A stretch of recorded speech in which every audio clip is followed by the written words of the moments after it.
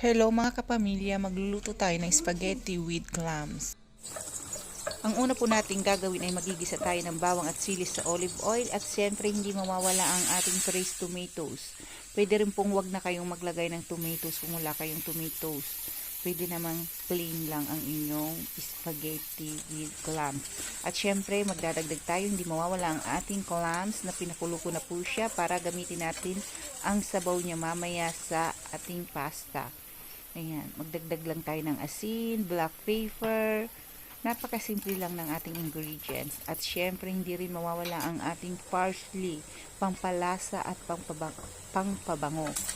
Napakasimple lang po niya. Pwede rin kayong maglagay ng white wine kung gusto nyo. Pero ako po ay hindi ko na siya nilagyan ng white wine.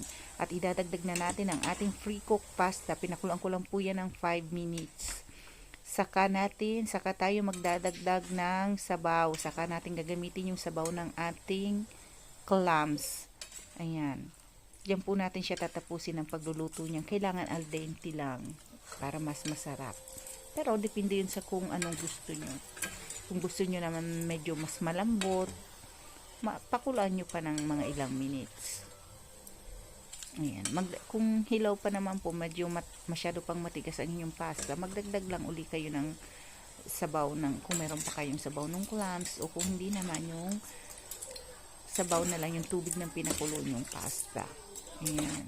Haluin na po natin siyang mabuti at ready na ang ating spaghetti. Napakadali na.